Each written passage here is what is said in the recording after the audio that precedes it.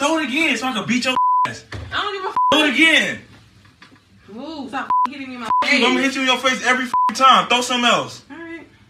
Okay, what is the address of the emergency? Repeat that address for verification. She coming home and she's just tearing everything up. And she just threw everything in my room down. I got 2 flat screens.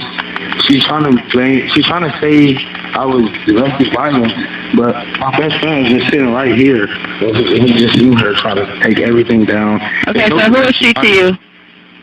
She's my ex-girlfriend. Your ex-girlfriend? Last night, I informed Deondre Francois that he is no longer a member of the Florida State football program. As we build a new culture and foundation for FSU football, we have high expectations for all of our student athletes, and we will not shy away from those high standards of conduct. We are moving forward as a program. So just like that, he's off the team. 3 o'clock in the morning, I'm on my lunch break. I'm working overnight, bro. And I'm in the car crying, dog, just bawling out, just crying because I'm like, they asking like, bro, you work out, bro, what you do? Used to play sports, and I was giving them a rundown. After I was talking to them about that, on my lunch break, I just bawled out crying because I'm like, bro, what am I doing here? What is going on, bro? Like, how did I end up here? How did I get from that Ole Miss game to stacking, bread, seeing what bread, like, you know what I'm saying? It was just a crazy time. All this was happening so fast, but to make the situation even 10 times more interesting than it already was, his girlfriend would post this on her Instagram story the following day.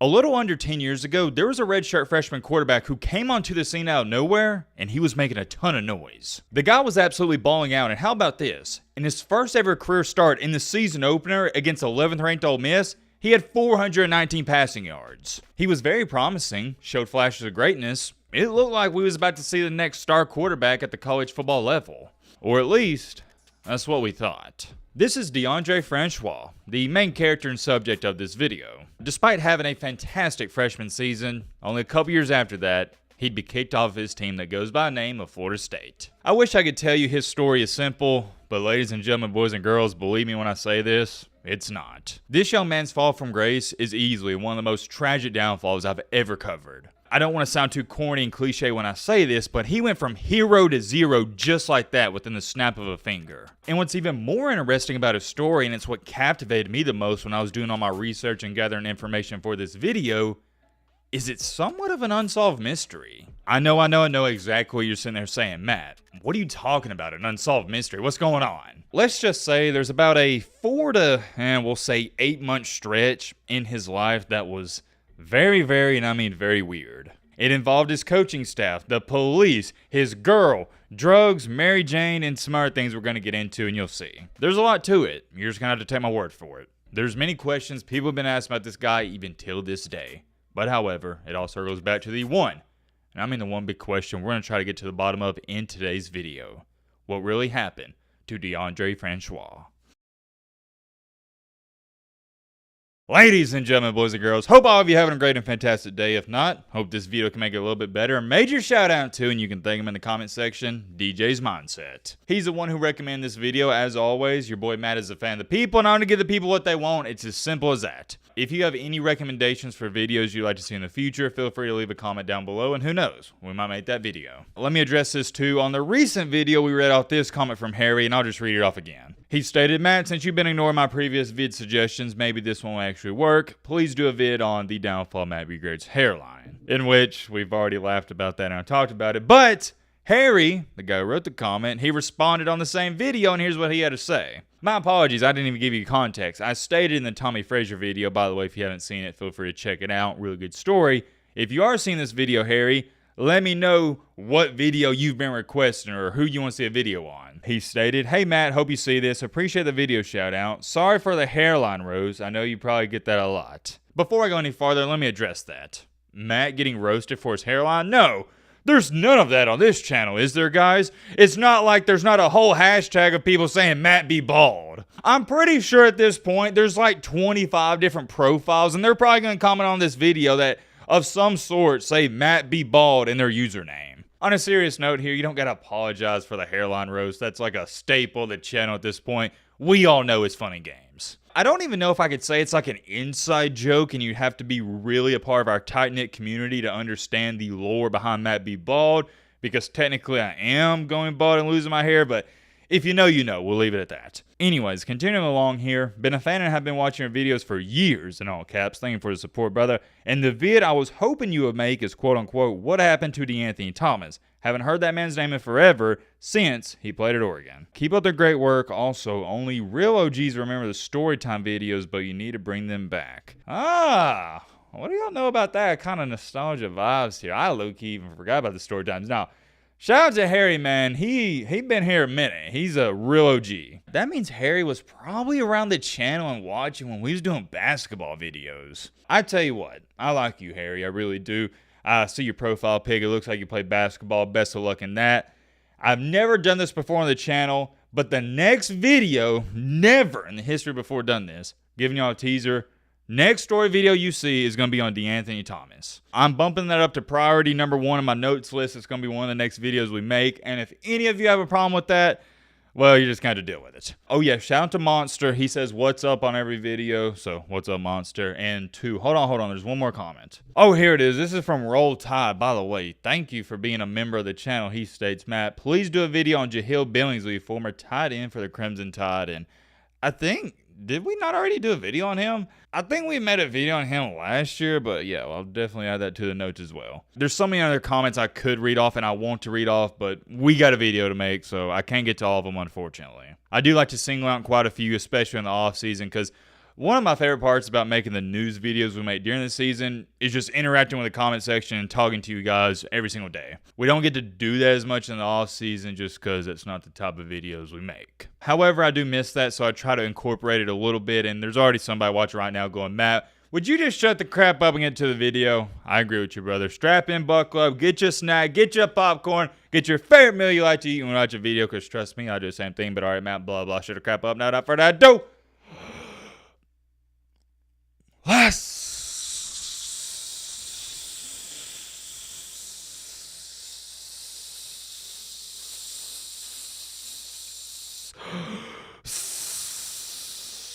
get into it. Woo! Man, oh man, we got good old Deondre Francois. Come on, man.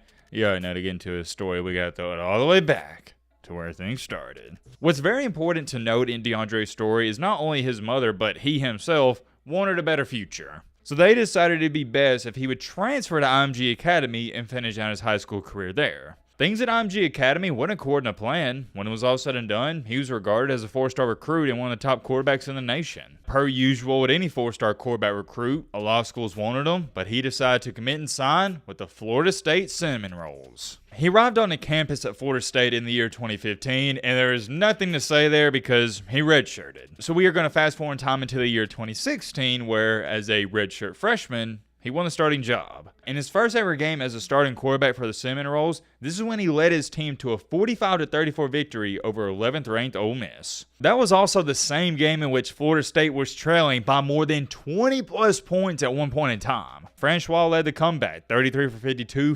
419 passing yards. Yeah, that's not too bad, and 2 touchdowns. I think we're all in the same boat here. It doesn't matter if you're a freshman, junior, or senior, that's an outstanding first career start. As the season would continue to progress for Francois and Florida State, they hit some bumps in the road. Had a devastating 2-point loss to North Carolina and a 3-point loss to a very good Clemson team. At the time, you don't think too much about it, and of course, hindsight's 2020, but after losing to Clemson, they won out. They went on a 5-game winning streak, beat a top 25 Florida team and a top 10 Michigan team in the bowl game. Looking back at it, you could say Florida State was a couple plays away, or maybe about 5 to 10 plays away from finishing the year 12-1. Looking at the Louisville game, there's not anything you can say about that inexcusable. But the North Carolina and Clemson game, those were 2- and 3-point losses. And that was his freshman season, so Florida State fans were really hopeful heading into 2017. Unfortunately, 2017 would be one of the worst seasons in Florida State's history in a very long time. This is also where our story already starts to take a drastic turn, so you might want to lock in for this. The season opener, there was this big-time heavyweight matchup. You had number 1 ranked Alabama and number 3 ranked Florida State. This was supposed to be an amazing Chick-fil-A classic game, but it turned out to be a snooze fest. It was a really boring game to watch. There was no offense whatsoever. Alabama was winning 10-7 at half, and they wound up winning the game 24-7. So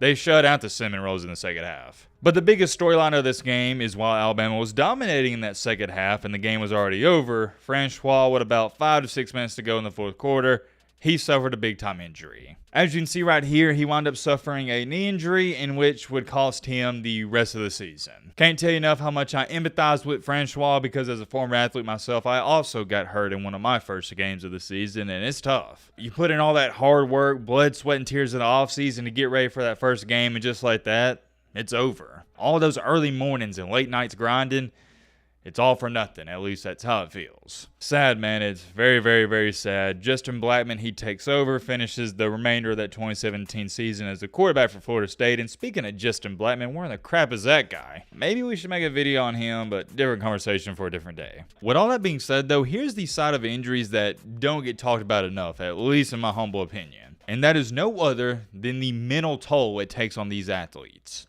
I don't believe in depression. Not to say that it's not real, but I refuse to tell myself that it is real, to give myself that excuse to not work hard, grind, and do the things I need to do on an everyday basis. A lot of people out here that are losers or they're not doing anything, and this is going to sound cold and harsh, but it's the reality. That's their one excuse. Oh yeah, well, I didn't want to get out of bed today because I'm depressed. You see what I'm saying? Whereas for me, I would just say, oh, well, I'm really sad, but I still got to get up and do things. It's similar to, let me give you a better example. It's like Ghost. Hopefully this puts into a better perspective. Some people believe in ghosts and some people don't. That's where I stand with depression. Anyways, I share that with you to get into this. A way to get out of your sadness, a way to not be depressed, is to constantly be doing things 24/7. When you're constantly doing things, it's going to take your mind off of whatever's affecting you. One time I remember my granddad telling me when he was growing up, he couldn't afford to be depressed. What did he mean by that? He meant he was so poor that he didn't have time to sit in his room and think about how terrible his life was, how this situation sucks, how this is awful. No, he was working sun up, sun down every day, 7 days a week. There was zero time whatsoever to just sit, chill, relax, or sulk and complain or do any of that. It kind of goes hand in hand when you hear these older people say, oh, well, the younger generation, they're so soft nowadays.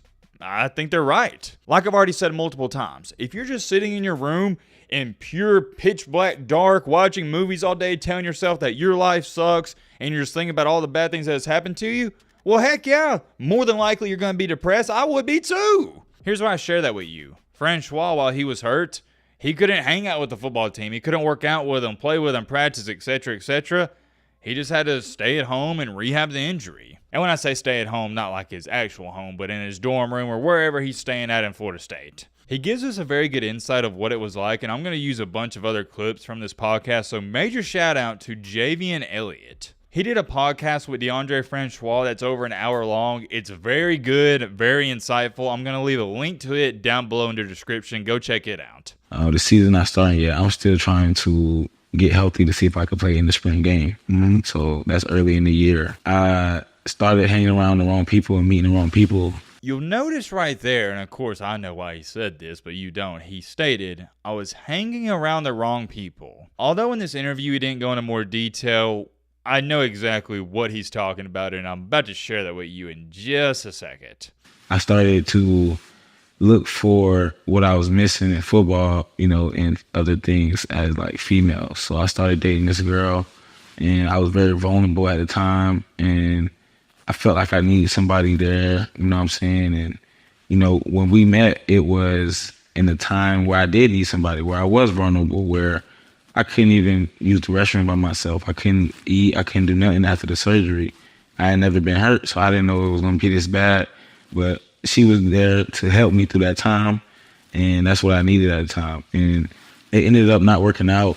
We ended up, clashing and not being able to agree on things, and that's when I kind of lost my focus on what I wanted to do, where I wanted to be.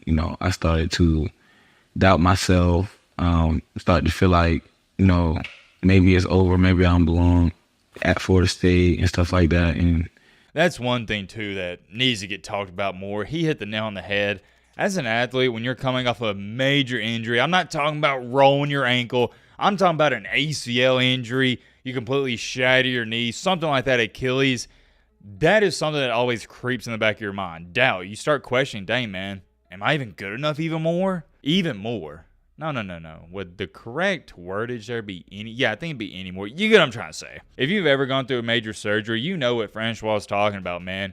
You just lose. I don't want to say talent because you're still talented and skilled, but you're not like you once was. It's a similar thing with Klay Thompson currently for the Warriors. Everybody's been giving Klay Thompson a hard time, but people don't understand. When you come off a major surgery, you're never going to return back to your original form. Continuing along here, though, to the year 2018, Francois, he would win the starting job. And to make an extremely long story short here, things didn't go so well. Florida State finished the year going 5-7. They didn't even make a bowl game. It was a lot of ugly football and a lot of beatdowns. These weren't like they was losing some nail biters. No. It was bad. If you do want to be a half glass full type of guy, on the bright side, at least you got Francois coming back for the year 2019.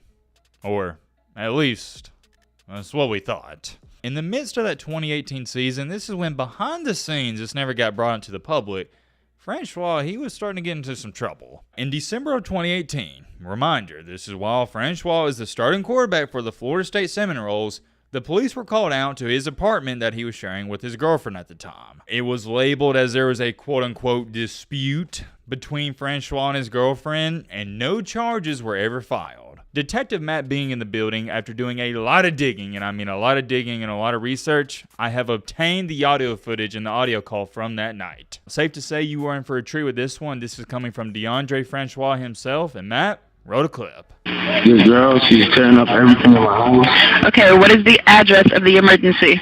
Repeat that address for verification. Okay, what's the nearest intersecting street? I don't know. Okay, and the phone number that you're calling from? Yeah. Tell me exactly what happened. She coming home and she's just tearing everything up, and she just threw everything in my room down. I got 2 flat screens.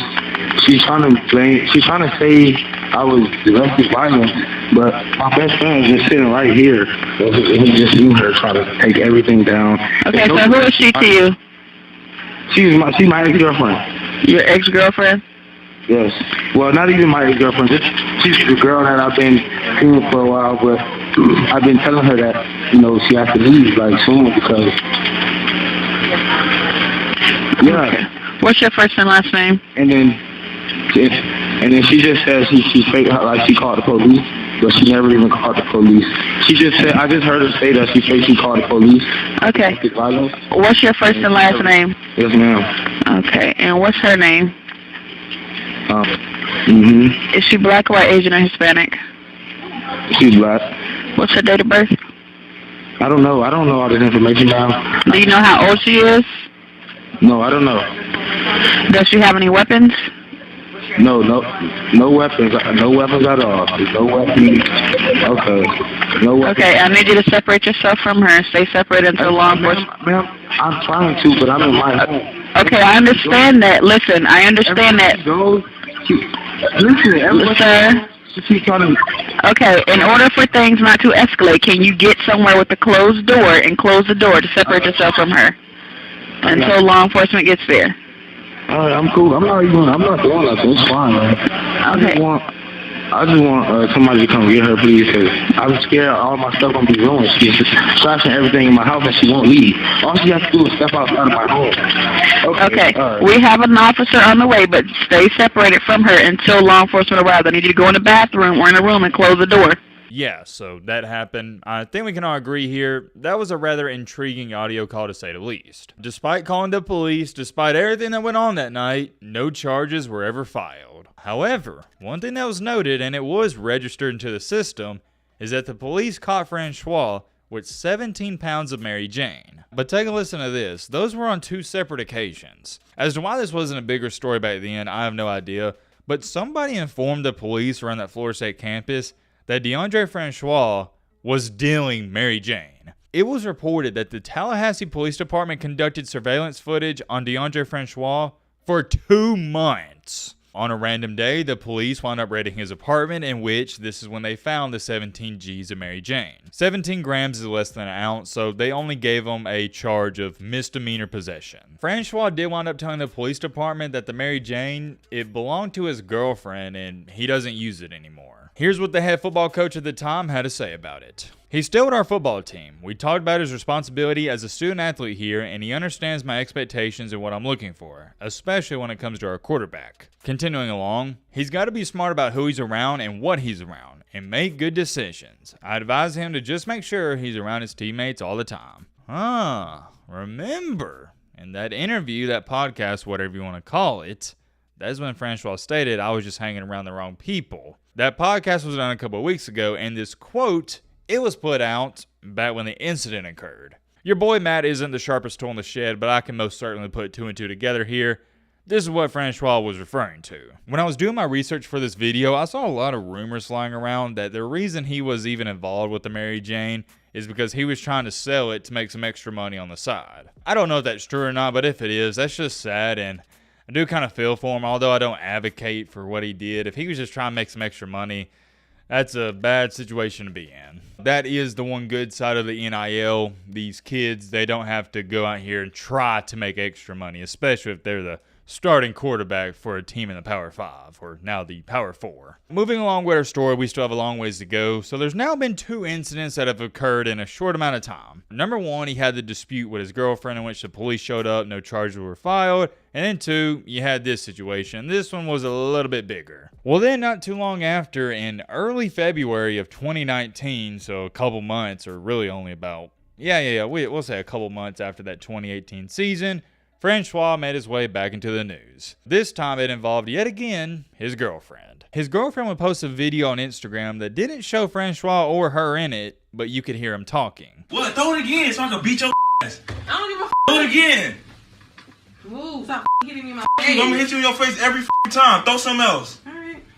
His girlfriend Lindsay stated, quote unquote, "Stop hitting my blank face." This is when Francois replied, "Throw it again so I can beat your blank," and quote unquote, "I'm going to hit you in your face every blank time." The caption on this Instagram post, which since then has been deleted, stated this. To clarify here, I know it's kind of confusing because we don't have the original post. This is his girlfriend at the time, Lindsay, writing this, referring to Deondre Francois. "I normally don't put my business on IG," referring to Instagram, "but I am tired of my name being dragged through the mud since the beginning. I have been silent for 2 years. I've been in a domestic situation with Deondre Francois. I thought I loved him and I thought he could change for the better, but it has gotten worse. I lost my first child because of all the beating and I suffer from postpartum depression. This situation has taken a toll on my life. Yes, I've stayed after that because I was stupid and blinded by love. This isn't love. You are a coward and this isn't right. Just because you are who you are, that doesn't give you the right to put your hands on a woman ever." The head coach of Florida State at the time would come out with this statement not too long after, a matter of fact, the next day. "Last night, I informed Deondre Francois that he is no longer a member of the Florida State football program. As we build a new culture and foundation for FSU football, we have high expectations for all of our student athletes, and we will not shy away from those high standards of conduct. We are moving forward as a program." So just like that,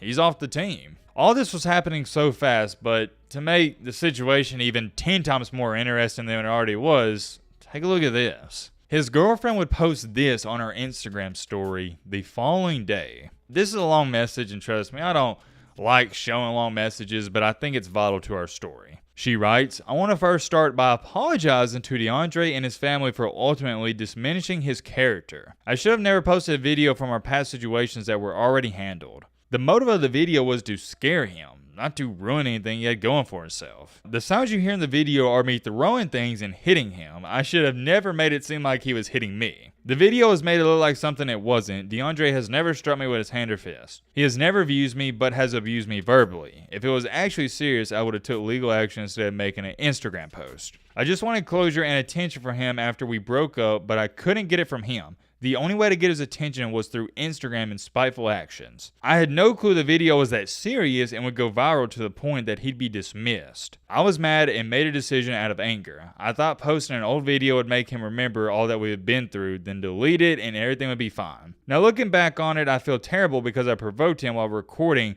but was never in fear of my life or felt helpless. I never called the police on him because he never physically hurt me. We both were verbally abusive to each other throughout our relationship, which I understand now is not healthy. After my miscarriage, I felt alone, and going through that alone made me very angry, spiteful, and selfish. I wasn't myself and tried to hold on to something that wasn't there. Love can make you do some crazy things, and I'm sorry for leading people to believe that he was hitting me along with all the other trouble I've caused. I feel terrible, and I know a lot of people are hurt by this, but I know he will bounce back from this and continue following his dream. Interesting.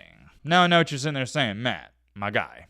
What do you mean interesting? What's going on here? She's just pretty much recanting her statement. Well, like the good old legend Lee Corso says, not so fast, my friend. That statement I just read off, not even a statement, that novel I read off to you, it was fake. Yeah, that's right, you heard me. You've been bamboozled. It wasn't even real. According to Lindsay's family, she was hacked, and that statement was not written by her or anyone associated with her. The crazy part about that entire situation is he was never officially charged with anything. He was never arrested, and he still got kicked off of Florida State. And I understand why he got kicked off, because remember, he was already walking on a thin line before the incident. There was already one dispute with his girlfriend before that, had the whole situation with Mary Jane, and this felt like the third strike, and he's out. Crazy, crazy, crazy, and I can't help but bring it up, but it's the butterfly effect. If he wouldn't have got hurt against Alabama, he would have never have even been talking to that girl in the first place, probably wouldn't have been involved with the drugs and wrong people like he talked about, and none of this would ever happen. But since he was hurt and he didn't have anybody to talk to, he wanted a companion, and also he needed something to do, so he filled that void in with that girl. And I'm not saying it's her fault, I'm just saying that's what happened. He filled the void with the girl and also the Mary Jane and some other things. And now here we are, next thing you know, a couple years later after that pretty good, pretty stellar freshman season, he is no longer on the roster for Florida State. At this point in time, too, he had a lot of red flags, so your real top-tier teams, they weren't going to even go after him, not even to the slightest of bits. He did have quite a few schools offer him once he left Florida State, but he decided to go to Hampton. Here's what he had to say about that entire process with leaving Florida State and going to Hampton. What was it like socially outside of football? My lifestyle was different when I got to Hampton, bro. In so many ways, I couldn't even tell you. Like they gave me an apartment. They tried their best to make it, you know, as how things work. But it's just some things you can't replace. Right. Like, I was standing in line for food at Florida State. You know how we got our own calf. At Hampton, I'm in the back of the line. I'm throughout the building. My first week there, I'm like, bro got served a piece of humble pie, man. He really did. I'm so glad he shared this because it puts into perspective how big of a difference it is at a school like Florida State versus Hampton or smaller D1, D2, or even FCS school. I'm sure most people know this, but for my people that don't, I taught these athletes at Alabama, Georgia, Tennessee, etc., etc. All these big-time schools, they are treated like royalty, and I mean that. If you're on the football team at any school in the Southeast, I can't speak for up north because I don't talk to too many of those players, but in the Southeast, you're like a Greek god. To sum up his career at Hampton, it was all right. I give him that. It was all right. Completed about 57% of his passes, had 2,500 passing yards with 26 touchdowns to 14 INTs. The interceptions are kind of concerning, but all in all, if you can overlook that, he didn't have a terrible year. The Hampton team itself did struggle. They finished the year going 5-7. He only played 1 year at Hampton, and when that season got done wrapping up, he declared for the NFL draft. Leading up into the draft, he talked with a lot of teams, and guess what it was about? Not his football abilities, but what happened and what went on at Florida State. Because remember, a lot of people still were left in the dark and they didn't know what went down. All 32 teams came to Hampton and, you know, interviewed me and talked to me, every single team. And I had to literally sit there, tell them every situation that happened at Florida State. I had to sit there and literally tell them, like, everything that happened. And I had to do this every day after practice while everybody going to the crib, everybody going to the locker room. And it got to a point where I'm like, man, it's stressful, it's tough. Yeah. Because although there was a bunch of controversy surrounding Mr. Deondre Francois, he was never arrested for anything. To nobody's shock whatsoever, he went undrafted in the NFL draft. But that's not the end of his football career. He wound up getting signed by not the CFL, not the Arena Football League, the Indoor Football League, not overseas. It feels like we've talked about 20, 25 different leagues on this channel, but yet this one. He signed with the Fan Control Football League. Granted, nothing crazy ever came out of it, but he was getting paid a little bit of money to play the game he loves. Here's what Francois had to say about it. From what I see, the next time you got an opportunity was playing in a fan-controlled football league. Mm-hmm. What was it like playing in that league?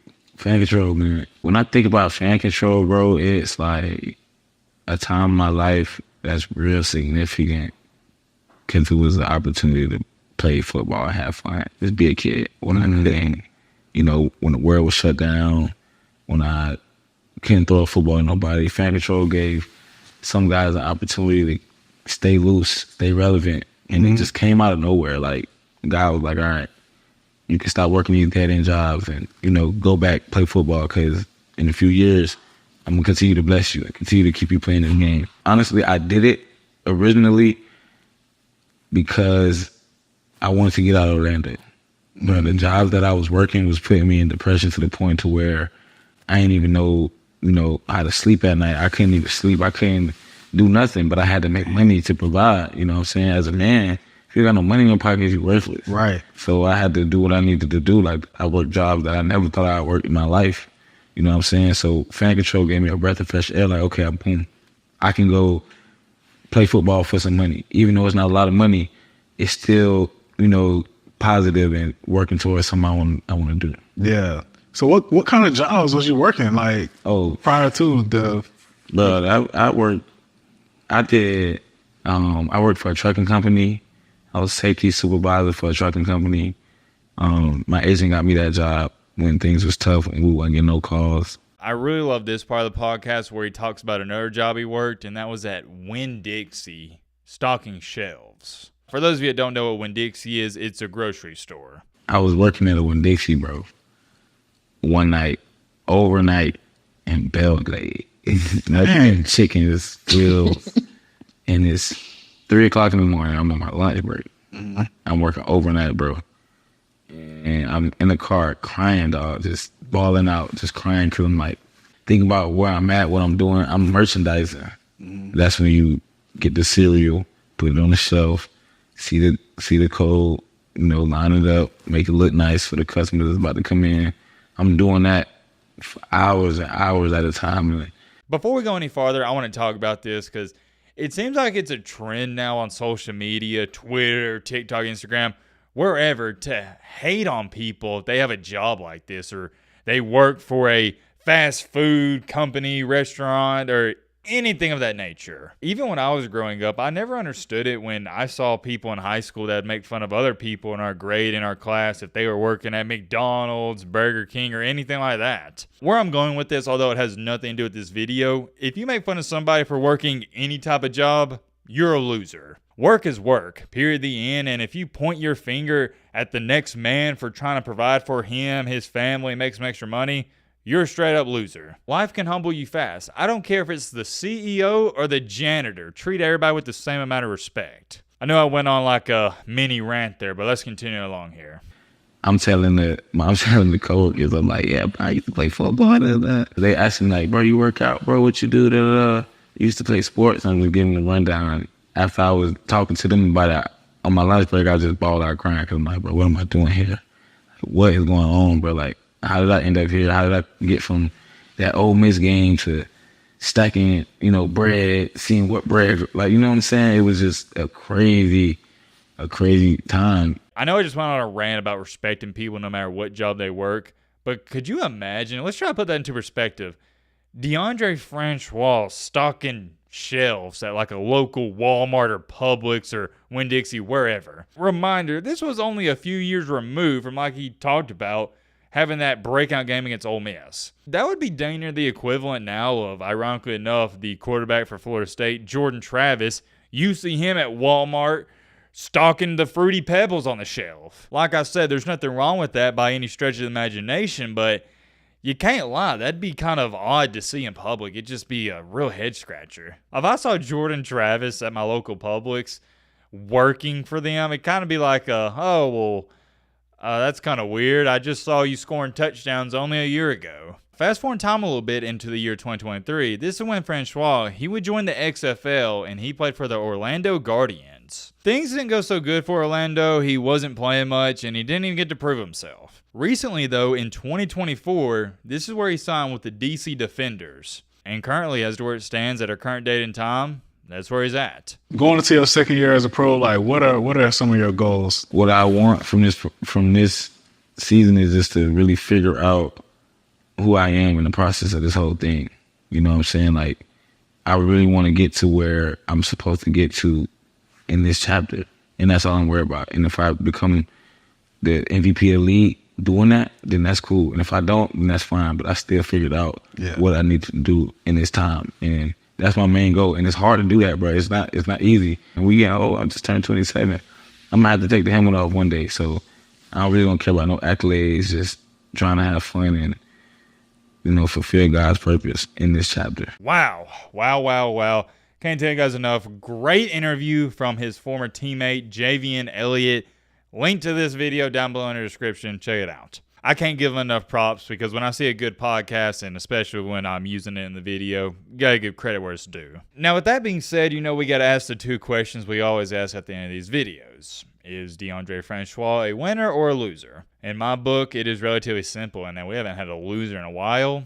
He's a winner. Winning in this life isn't about making hundreds of millions of dollars in the NFL. It's about getting up after you get knocked down over and over and over, and that's what he's done. Here's the more interesting question that does apply to our situation here.